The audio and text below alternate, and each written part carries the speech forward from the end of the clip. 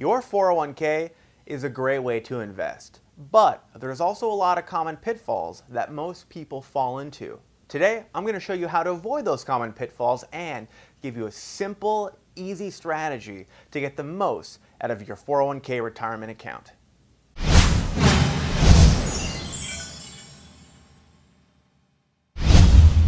Hi, I'm John Luskin, and I'm a fee-only financial planner and fiduciary at Define Financial.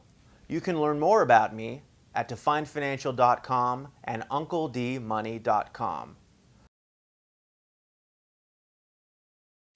What's the number one mistake folks make when using their 401k to invest?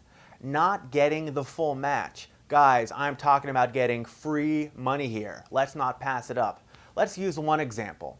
Let's say your company gives you a 25% match on the first 6% of your contribution. So let's say you make $100, you put in $6, and now your employer puts in $1.50. That's a pretty good deal. Also, if you did the math on that, you just figured out that you just got a free pay raise. How much? 1.5%. Because now your total compensation goes to $100 to $101.50. If that's not some appealing math for you, let's look at it another way. The average stock market return you can get is about 10%. That's historically for domestic stocks over a very long time. So on average, you'll get a 10% investment return, and that's not bad. Now let's think about what happens when you take advantage of the 401k match that I just talked about, the 25% on the first 6% of your contribution. 25% on the first 6% of your contribution. 25%. You just got a 25% increase to your investment return on the first year. So if historically you might get 10%, how would it feel if you got an extra 25 just for putting the money in? That's an amazing investment return that you can't pass up. So make sure to grab the 401k match from your employer to the full extent that they'll make it available. So if it's 25% on up to 6%, put in the full 6% to make sure you're getting the full match. Can you put in more than 6%? Sure, of course you can, but it's going to vary depending upon your goals. But as a general rule of thumb, it never hurts to put more money into your 401k. What's another common mistake folks make when they use their 401k to invest? Not using the low-cost funds.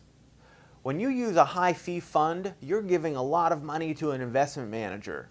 That's money you don't get to invest. That money that isn't invested doesn't get to grow. So pick the low-cost investment fund. That way your money will work for you and not fund the lifestyle of some money manager that you don't care about.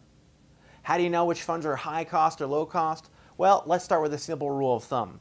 Anything with the name Vanguard on it is always a great pick, because it's going to be low cost. Some more expensive options out there, i.e. those funds that you may not want to pick because they're going to fund the lifestyle of some money manager, are something with the name T. Rowe Price or something with the name Dreyfus. These funds are very expensive and they're going to eat away at your investment return. It's going to mean less money for you later down the line. If you're still not sure which funds to pick, just go with the Target Date Retirement Fund. Not only is it super low cost because it's a Vanguard fund, but it also automatically picks the stocks and bonds for you, and it changes your stock and bond mix over time as you approach retirement, making your portfolio more conservative and relatively safer compared to a portfolio full of stocks. So pick the Target Date Retirement Fund that's closest to your retirement year. They go in increments of 5 years, and you'll be good to go. The Target Date Retirement Fund is truly a low-cost, set-it-and-forget-it investment option. To wrap up everything we've talked about today, here are the 2 takeaways, your 2 keys for success for using your 401k to invest. Number 1, contribute at least the full amount to get the full company match. For you, that's going to be 6%. If you want to put more money in there than that, that's great too. Second, if you're not sure which funds to pick, go with the ones with the low expense ratio, those with the name Vanguard. If you're still not sure, just pick the Target Date Retirement Fund, and that way you can set it and forget it. I hope you got something of value out of today's video. If you have more questions, you can always find me at definefinancial.com and uncledmoney.com. I'm John Luskin, and I'm a fee-only fiduciary whose only goal is to help you have more money.